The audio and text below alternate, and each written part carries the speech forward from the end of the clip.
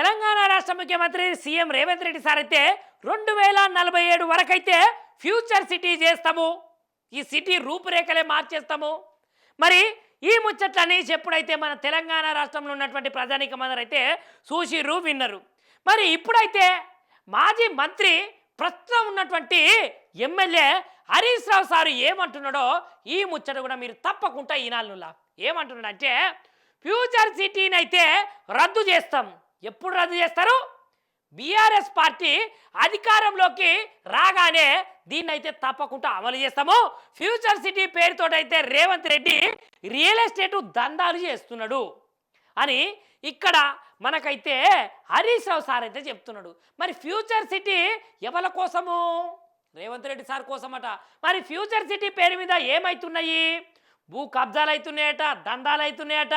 ఇక ఇట్లాంటివన్నీ ఉంటాయి కాబట్టి ఫ్యూచర్ సిటీని అయితే మా ప్రభుత్వము ఏదైతే తప్పకుండా వచ్చేసరికి వస్తుంది కదా, అప్పుడైతే దీన్ని రద్దు చేస్తాము అని సార్ అయితే చెప్తున్నాడు. ఇక ఫార్మా సిటీకే కేంద్ర ప్రభుత్వ అనుమతులు ఉన్నాయి. రాజకీయ దురుద్దేశంతోనే ఫార్మసిటీని అయితే పక్కదోవ పట్టించి పక్కకు పెట్టిర్రు. రేవంత్ సర్కారు చర్యలు చట్ట ప్రకారం అయితే చెల్లింపులట. ఇక రూల్స్ అతిక్రమిస్తే భూములు వెనక్కి ఇవ్వాల్సిందే అని మాజీ మంత్రి సిద్దిపేట ఎమ్మెల్యే హరీష్ రావు సార్ అయితే చెప్పుకుంటా వచ్చిండు. ఇక ఫ్యూచర్ సిటీ కథ దేవుడెరుగు.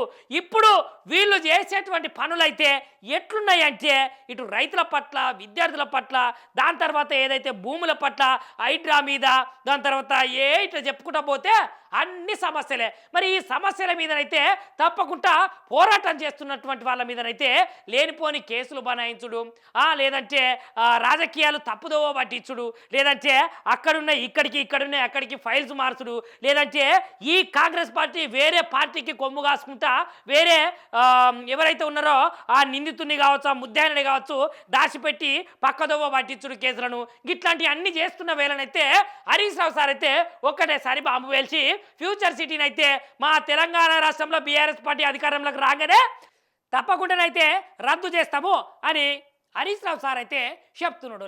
మరి మీరేమంటున్నారో ఒక్కసారి కామెంట్ చేయండి.